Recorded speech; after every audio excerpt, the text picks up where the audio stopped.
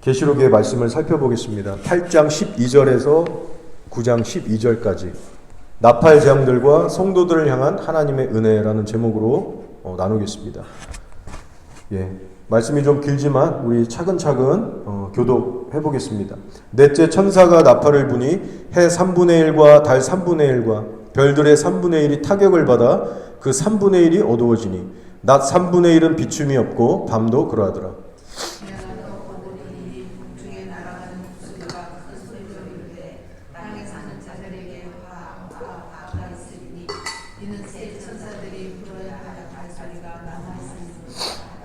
다섯째 천사가 나팔을 불매 내가 보니 하늘에서 땅에 떨어진 별 하나가 있는데 그가 무저갱의 열쇠를 받았더라.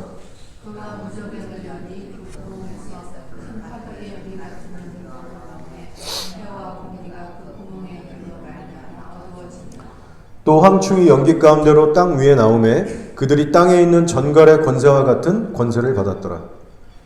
그들에게 이르시되 땅의 풀이나 푸른것이나 각종 수목은 해하지 말고 오직 이마에 하나님의 빛을 찍지 아니하는 사람들만 하라 하시고 그러나 그들을 죽이지는 못하게 하시고 5달 동안 괴롭게만 하게 하시는데 그 괴롭게 함은 전갈이 사람을 쏠 때의 괴롭게 함과 같더라. 그날 안에 사람들이 죽기를 구하여 얻지 못하고 죽고 싶으나 죽음이 그들을 따르다.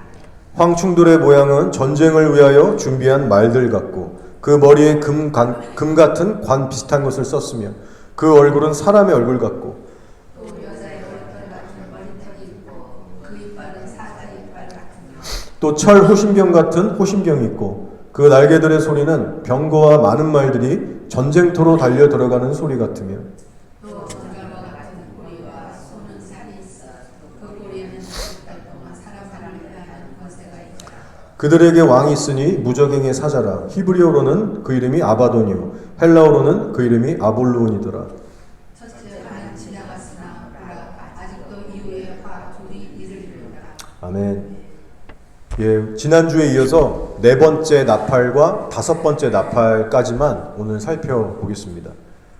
지난주에 나눴던 내용을 잠시 정리하면 첫 번째 나팔이 불릴 때 땅의 3분의 1과 수목의 3분의 1이 불에 타는 일이 발생합니다.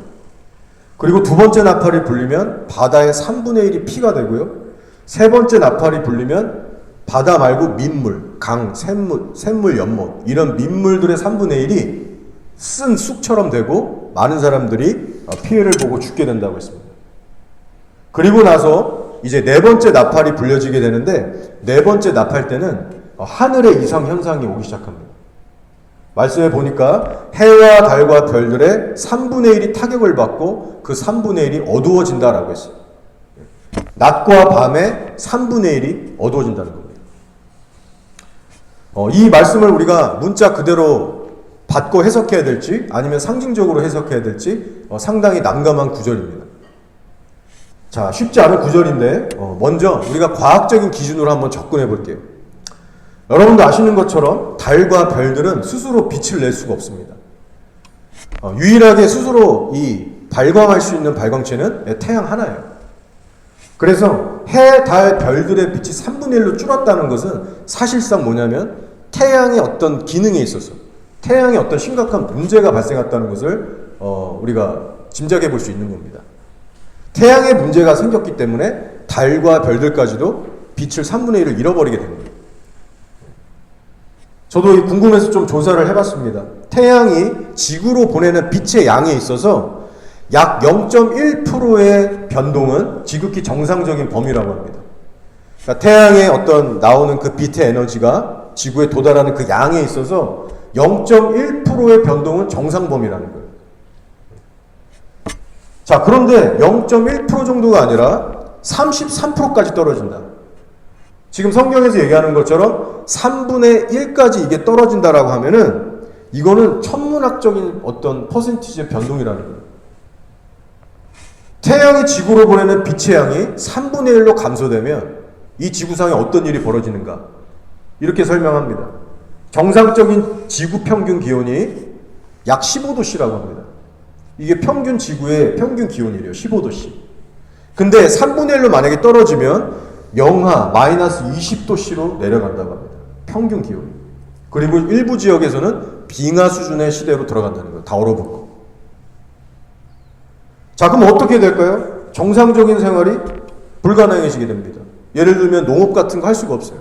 농작물들 다 말라 죽고 얼어 죽고 다 안으로 들어가서 뭐 에너지로 뭐 가스 불 떼면서 비닐하우스에서만 겨우 할 수 있겠죠. 바다도 거의 얼어버리기 때문에 이 해운 사업도 상당한 이제 막대한 피해를 입게 됩니다. 그리고 이 지구 평균 기온이 내려가면 이상 기온이 생기기 시작해서 이렇게 수도 없이 건조해지기 시작하고 동시에 폭우가 막 내리면서 사람이 버틸 수가 없는 정말 심각한 그런 이상 기온이 나타난다고요. 한마디로 생태계 전체가 심각하게 망가지게 되는 이 혼돈의 상황이 되는 겁니다. 그래서 우리가 이 말씀을 문자적으로 받아들이고 해석하게 되면 지구의 평균 기온이 급격하게 떨어질 것이고 생태계에 막대한 피해가 생길 것이다. 이렇게 예상해 볼 수가 있습니다. 자, 근데 한편으로는요, 저 개인적으로는 이렇게 문자적으로 해석하는 게 맞을까? 정말 시간이 갈수록 지구가, 태양이 차가워지고 빛을 잃게 될까? 약간 의구심도 듭니다. 그 이유가 뭐냐면, 계시록 16장 8절을 읽어드릴 테니까 한번 들어보세요. 자, 참고로 이 말씀은 뭐냐면, 진노의 대접 가운데 네 번째 진노의 대접에 해당하는 일입니다. 그때 어떤 일이 벌어지는가를 얘기해 주는 거예요. 자, 넷째 천사가 그 대접을 태양, 해에 쏟음에 해가 권세를 받아 불로 사람들을 태우니 사람들이 크게 태움에 태워진지라. 자, 네 번째 대접이 딱 부어지니까 태양의 뜨거움이 확 임해서 폭발적으로 임해서 사람들이 타서 죽는다는 거예요. 이 지구까지, 지구에 있는 사람들이. 이 정도로 어떤 태양의 뜨거움이 이 진노의 대접 가운데 나타난다는 거죠. 자, 근데 이런 현상이 일어나려면 상식적으로, 과학적으로, 자연적으로 볼 때 어떤 일이 일어나야 합니까?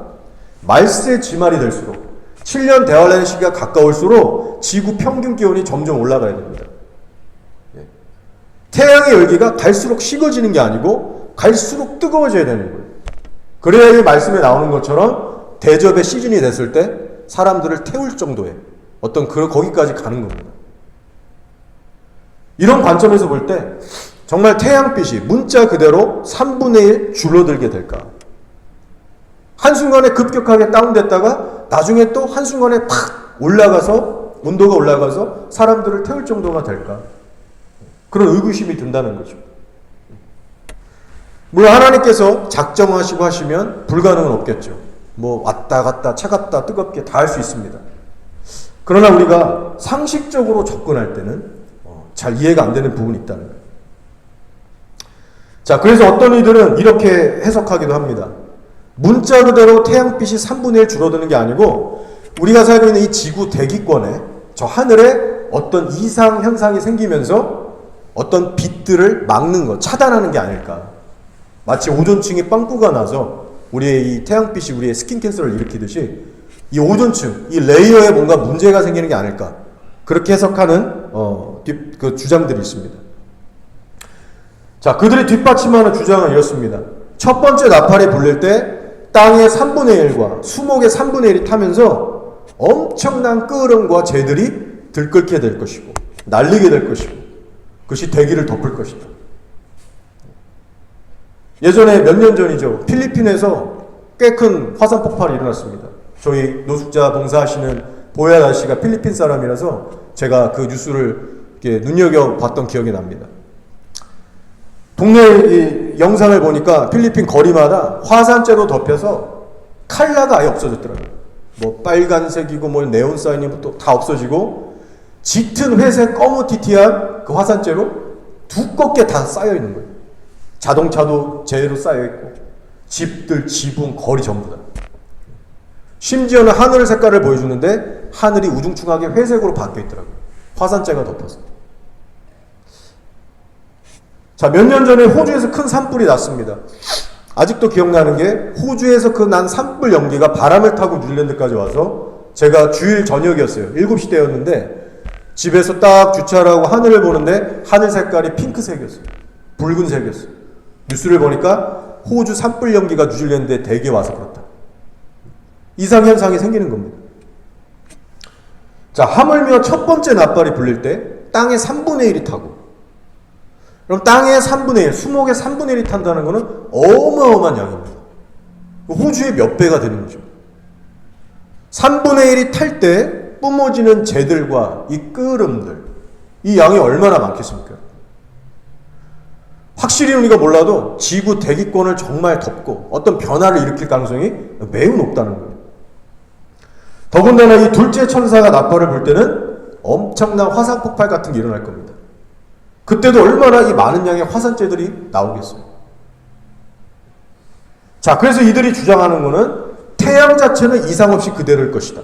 다만 큰 화산 폭발, 운석과의 충돌, 그 다음에 화재들, 이런 사건들을 계속해서 지구가 겪게 되면서 지구의 대기권에 이상 현상이 일어나게 될 것이고, 그로 인해서 해와 달과 별들의 빛을 차단하는 일들이 있을 것이다.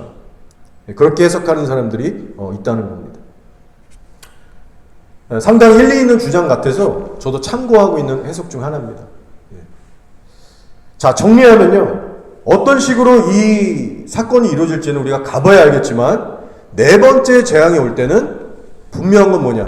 이 땅이 어두워질 거라는 거예요. 어떤 식으로든 이 빛의 3분의 1이 줄어들게 되면서 하늘과 땅은 어두워질 것이고, 그에 따른 어떤 막대한 피해가 일어나게 된다는 겁니다. 자, 이 계시록 말씀들을 우리가 그냥 보면 싹싹 스쳐 지나가고 뭐 그런가 보다 할 수 있는데, 언제 또 이렇게 말씀을 하나하나씩 또 배워보는 시간이 있겠습니까? 정말 말세지말 시대고 하도 이상하게 가르쳐 놓는 이단들이 많아서 계시록을 일반 정통교회에서도 잘 안 건드려요.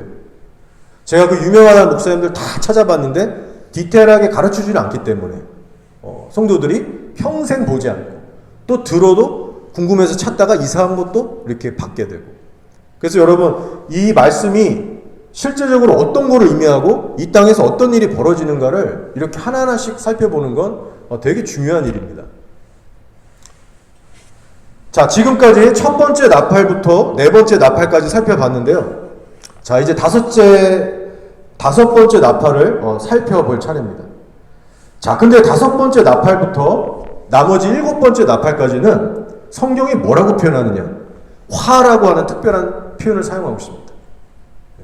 자, 그 말씀이 13절에 나와 있는데 제가 한번 읽어보겠습니다.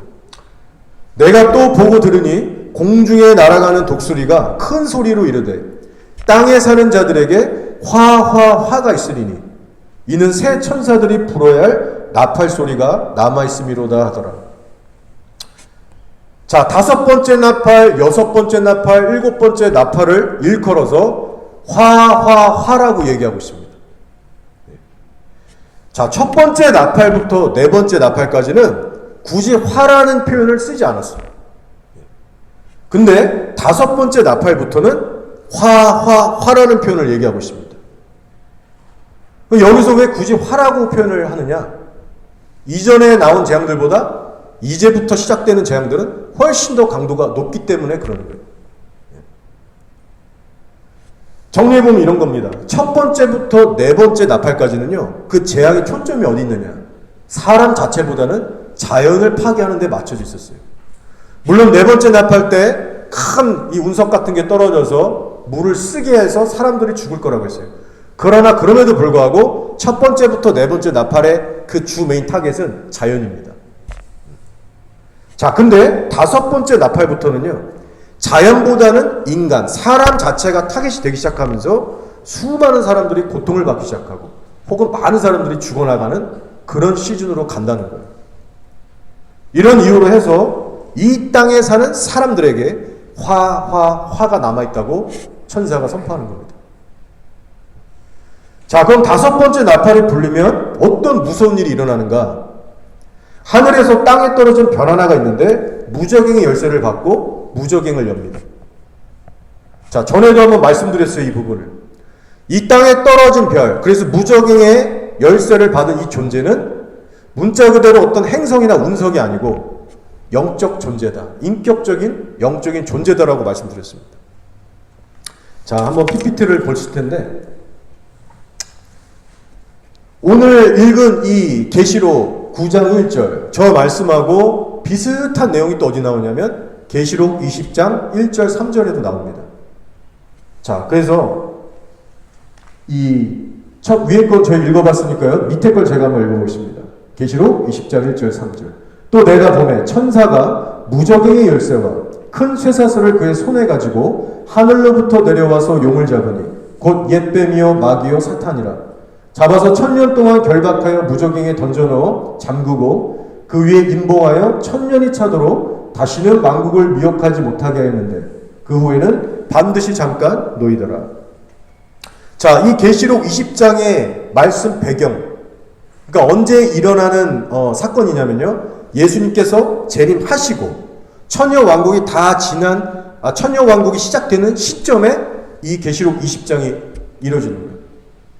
하나님의 천사가 열쇠를 받아서 무저갱에다가 사단과 이 사단을 쳐넣고 천년 동안 이제 감금하는 일이 이때 벌어지게 되는 겁니다. 자, 두 말씀을 비교해 보세요. 계시록 9장, 계시록 20장. 너무 비슷하지 않습니까? 이 내용을 보시면 어떤 영적인 존재들이 나와서 하나님으로부터 무저갱의 열쇠라는 걸 받아요. 그리고 그 무저갱의 문을 열고 닫고 하는 일들을 하는 겁니다. 이 내용이 정확히 9장과 20장 두 군데 나오는 거예요. 자, 근데 다른 점이 하나 있습니다. 이 두 말씀을 자세히 보시면 다른 점이 하나 있는데 말씀에 나오는 표현들이 좀 다릅니다.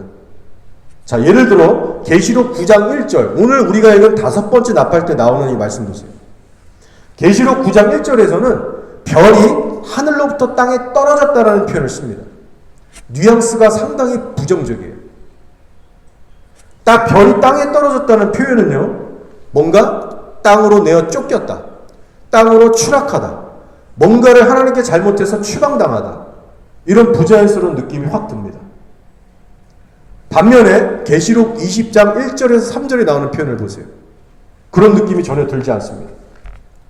하늘에서 내려온 한 천사가 무저갱의 열쇠를 받았더라. 하늘에서 내려온, 떨어진 게 아니에요. 내려온 천사가 무저갱의 열쇠를 받았더라.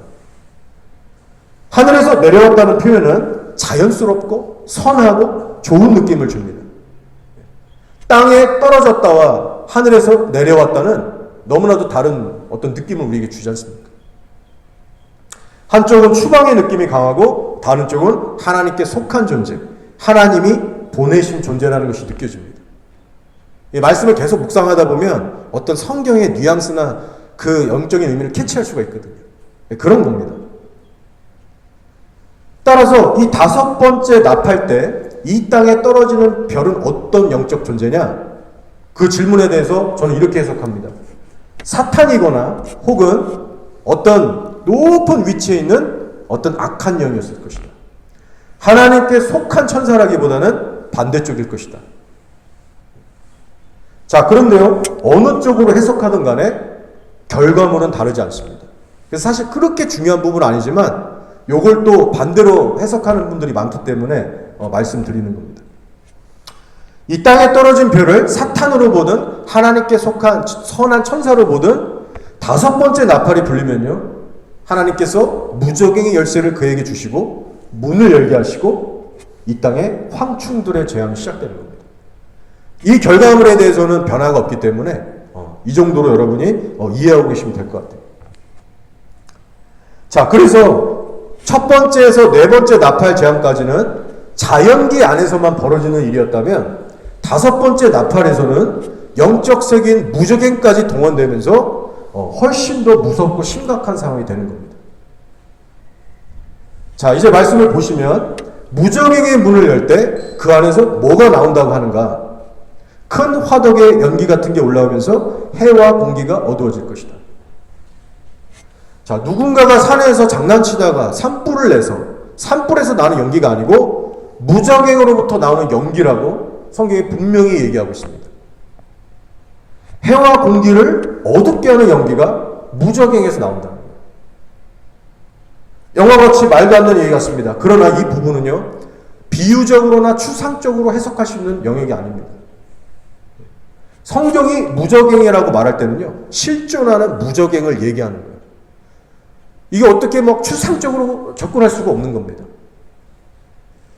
무적행이라는 것이 실제로 존재하기 때문에 성경이 무적행으로부터 연기가 나온다. 그렇게 얘기하면 실제로 그렇게 되는 겁니다. 자, 그럼 무적행은 어떤 곳이에요? 우리가 소위 지옥으로 알고 있는 장소가 무적행입니다. 예수님을 믿지 않는 불신자들이 오늘 당장 죽으면 가게 되는 곳이 바로 이 무적행이에요. 그런데 하나님이 정하신 기간 동안만 머물게 되는 일종의 유치장 같은 지옥입니다. 그래서 훗날 천년왕국이 끝나고 백보제 심판이 임할 때 그동안 무적행에 머물고 있던 모든 이 영혼들이 제2의 불못, 그 불못으로 이동돼서 거기서 이제 영원토록 고통받게 되는 거예요. 그래서 그날에 오기까지 머물게 되는 장소가 성경에서 얘기하는 무적행이고 곧 우리가 알고 있는 지옥이라는 것입니다. 그러면 이 무적행에는 어떤 존재들이 거하고 있는가?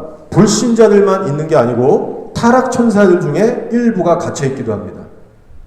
자, 성경이 이것을 얘기하고 있는데 그 예 중에 하나가 유다서 1장 6절에 그 내용이 나오고 있습니다. 한번 들어보세요. 자기 지위를 지키지 아니하고 자기 처소를 떠난 천사들을 큰 날의 심판까지 영원한 결박으로 흑암에 가두셨습니다. 자, 여기 나오는 흑암이 바로 무적행입니다.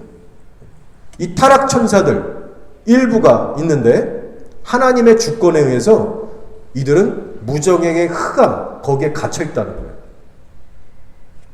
자, 보세요. 사탄이라고 하는 루시퍼 있잖아요. 사탄도 하나님께 범죄했지만 사탄은 지금 무적행에 있지 않습니까? 2층 천을 배회하고 이 땅을 두루 다니면서 영혼들을 삼키려고 하고 있죠. 자, 그러나 이 유다서의 말씀처럼 타락 천사들의 일부는 무적행이라고 하는 지하 감옥에 지금 감금되어 있는 상태예요. 하나님의 주권에 의해서 일부는 무적행에 있고 일부는 사탄 같은 무리들은 이 지구상에서 활동하고 있는 겁니다. 왜요? 하나님의 선하신 그 섭리와 계획들을 이루기 위해서 사용되는 거죠. 악한 영들도. 자, 오늘 본문 말씀은 이렇게 말씀합니다. 그들에게, 황충들에게 왕이 있으니 무적행의 사자라. 히브리어로는 그 이름이 아바돈이요 헬라어로는 그 이름이 아볼로온이더라. 이 계시록 말씀을 통해서 우리가 알 수 있는 건 뭐냐? 황충들이라고 불리는 이 악한 존재들은 현재 무적행에 머물고 있는 자들이다. 그리고 황충들의 왕으로 불리는 아볼론이라고 하는 영적 존재가 있는데 이 아볼론 역시 무적행에 거하고 있는 중이다. 아볼론도 지금 무적행에 있다는 거예요. 그래서 우리가 알고 있는 사탄 루시퍼와 이 아볼론은 서로 다른 존재임을 우리가 알 수 있게 되는 겁니다. 자, 그런데 다섯 번째 나팔이 불릴 때 이 땅에 어떤 무서운 일이 일어나게 되는가? 무적행의 문이 열리면서 황충이라고 불리는 악한 영들의 군대가 이 지상으로 올라온다는 거예요. 다시 말씀드리는데요. 이거는 비유적으로나 추상적으로 해석할 수 있는 영역이 아닙니다. 예를 들어 공산주의 중국 군대가 이렇게 와서 전쟁을 일으킬 것이다. 그렇게 비유적으로 해석하면 안 된다는 거예요. 굳이 그럼 나라라고 표현하면 되지. 이거를 왜 무적행, 황충, 아볼론 분명히 살아 역사하는 영적 존재들의 이름을 그 장소와 함께 이렇게 나열을 하겠습니까? 자, 황충들이 올라올 때 어떤 일이 벌어져요? 이마에 하나님의 인을 받지 않은 사람들만 공격하게 되는데 그 고통의 기간은 5달이 될 것이고 엄청난 고통이 있을 것이다. 말씀에 의하면요, 자살조차도 허락이 안 됩니다. 그날에는 사람들이 죽기를 구하여도 죽지 못하고 죽고 싶으나 죽음이 그들을 피하리로다. 너무 고통스러워서 차라리 자살해서 죽고 싶어요. 근데 자살도 허락이 안 됩니다. 그래서 마치 지옥의 모습을 연상케 합니다. 여러분, 지옥은 어떤 곳이에요? 힘들고 고통스러워서 죽고 싶은데 결코 죽을 수가 없는 곳이 지옥입니다. 죽고 싶어도 죽을 수가 없어요. 이런 지옥과 같은 고통을 무려 5달 동안 받게 하신다는 거예요. 그럼 그 고통을 받게 하시는 대상이 누구냐? 바로 예수 믿지 않는 자들. 혹은 입술로 주여 하고 교회도 나오지만 실상은 가짜이거나 변질된 자들. 즉 이마에 인침을 받지 못한 모든 사람들은 이 5달 동안 지옥의 고통을 받게 된다는 겁니다. 그런데 반대로 반대로 하나님의 인을 받은 성도들은요, 이 무시무시한 지옥의 고통에서 특별한 보호하심을 받게 된다는 거예요. 얼마나 하나님께 감사한지 모릅니다. 모든 나팔 재앙들이 이 언급되어 있는 말씀을 볼 때 다섯 번째 나팔에는 이 특별한 은혜의 말씀이 숨겨져 있어요. 우리가 이것을 놓치면 안 됩니다. 황충재앙의 시기를 통과하게 되는 성도들이 있을 텐데 어쩌면 우리가 그 세대가 될 수도 있고요. 황충재앙을 통과하는 성도들이 있을 텐데 그들에게 얼마나 큰 위로와 힘이 되겠습니까? 지구상의 모든 대부분의 사람들이 이 황충 때문에 고통의 소리를 지르고 아비규환이 되어 있는데 자기들은 멀쩡한 거예요. 어떤 생각이 들겠습니까? 하나님께서 특별한 은혜로 우리를 지켜주시는구나. 우리의 이마에 인이 박혀있는 모양이구나. 세상 사람들은 저렇게 고통을 받는데 우리는 괜찮네. 그들이 그때 가서 이 계시록 말씀을 보지 않겠어요? 여기 써있는데 우리가 바로 이 세대구나. 내 이마에 인이 박혔기 때문에 황충이 지금 나를 못 건드리고 있구나. 구원의 확신도 들 것이고 하나님 안에서 용기도 생길 것이고 얼마나 위로가 되겠습니까? 성도들은 이 다섯 번째 나팔을 통과하면서요, 힘과 용기를 얻게 되고 남은 그 환난기를 강력하게 돌파할 수 있는 하나님의 힘을 받는 시기입니다. 하나님께서 지금도 이렇게 함께하고 계시다면 남은 환난의 여정 속에서도 반드시 함께하실 것이다. 그런 확신과 용기가 생기는 거예요. 설사 순교의 자리로 마지막에 이끄신다 해도 하나님 안에서 준비가 될 것이고 돌파할 수 있는 힘을 얻게 되는 겁니다. 여러분 기억하시기 바랍니다. 나팔 재앙들이 부어지는 무서운 기간에도 성도를 향한 하나님의 은총은 끊어지지 않습니다. 비록 환난의 때일지라도 때를 따라 성도들을 도우시고 보호하시고 인도하시는 하나님의 비밀스러운 은혜가 있을 겁니다. 따라서 여러분 다가오는 환난을 생각하실 때 두려워하지 마세요. 사실 우리가 가장 두려워하고 경계할 건 뭐냐? 세상이 주는 환난이 아니라 내 신앙의 변질입니다. 죄에 대해서 점점 무감각해져가는 나의 마음, 기도 생활이 점점 게을러지고 약해지는데도 신앙의 긴장감이 안 드는 상태, 성경 읽기를 자꾸만 미루게 되고 귀찮게 여기는 내 마음, 알면서도 고쳐지지 않고 습관으로 굳어지는 상태, 나의 죄를 보고도 더 이상 애통해하지 않은 나의 강팍한 마음. 여러분 가운데 혹시 그런 분 없으십니까? 여러분의 마음은 여전히 괜찮으신지 이 시간 하나님 앞에서 확인해 보시기 바랍니다.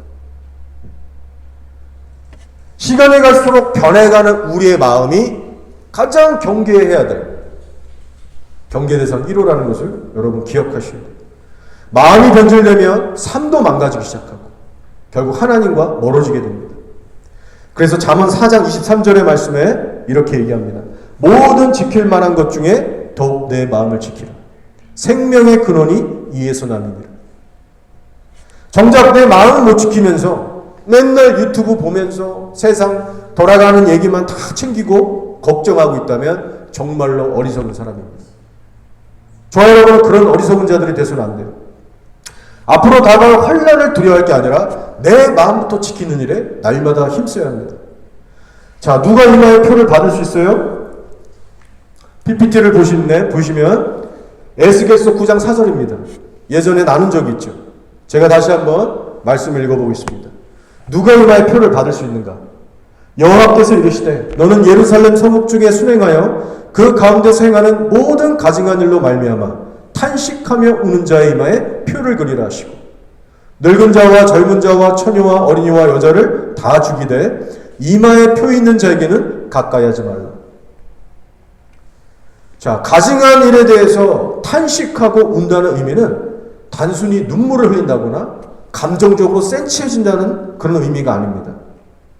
여러분 다 잘 아시는 것처럼 그 죄들을 하나님의 마음으로 함께 미워하는 것이고 동시에 그 죄들로부터 실제로 돌이키고 떠나서 거룩하게 구별되어 있는 상태를 의미합니다. 세상으로부터 구별된 상태, 즉 하나님이 미워하시는 죄들로부터 분리된 상태가 되어야 한다는 겁니다. 여러분은 어떠십니까? 현재 세상으로부터 분리되어 있으세요? 성령께서 여러분에게 경고하시는 죄들에 대해서 순종하고 계십니까? 보고 싶은 거 다 보고, 하고 싶은 거 다 하고, 말하고 싶은 거 다 내뱉고, 생각 흘러가는 대로 그냥 따라 살면 이마에 인침받지 못합니다. 자신을 부인하는 노력과 투쟁이 없이는 하나님이 아닌 세상에 쏠리게 되어 있어요.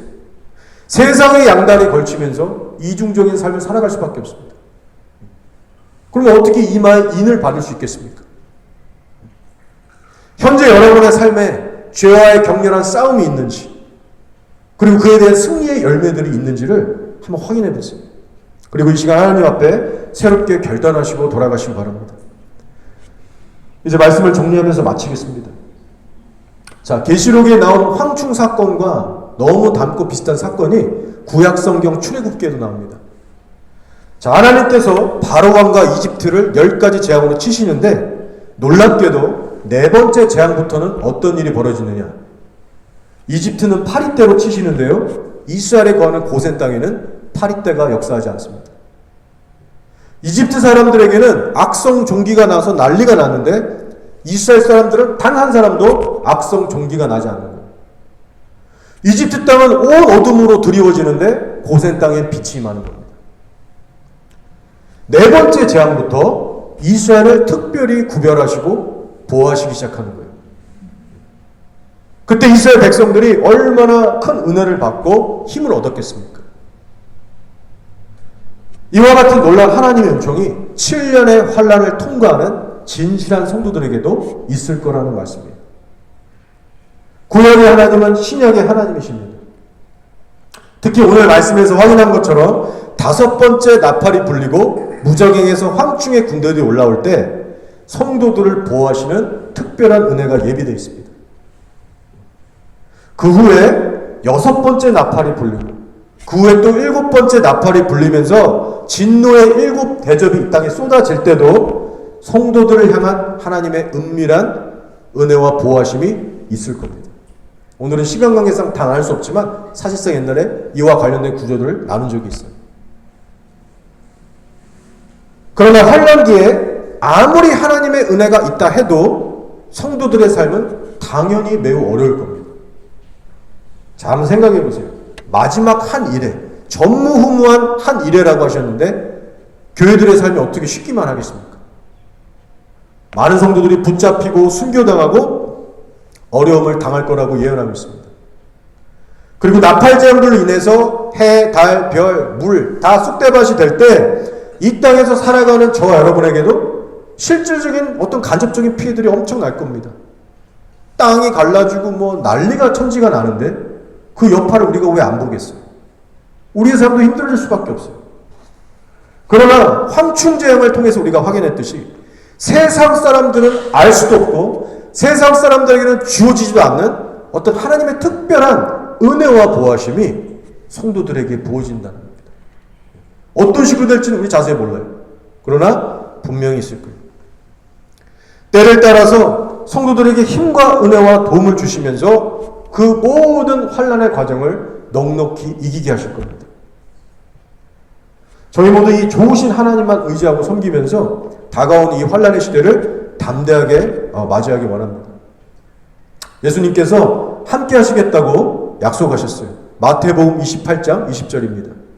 볼지어다 내가 세상 끝날까지 너희와 항상 함께 있으리라. 여기서 세상 끝날이라고 할 때는 마지막 한 일에 7년 대환란의 시기를 다 포함하고 있는 겁니다. 내가 환란에도 함께 하겠다. 고아처럼 내버려두지 않겠다. 이 땅의 7 나파들과 7 진노의 대접들 모두가 다 쏟아 부어지기까지 예수님은 교회와 함께 하실 것이고 끝까지 인도하실 겁니다.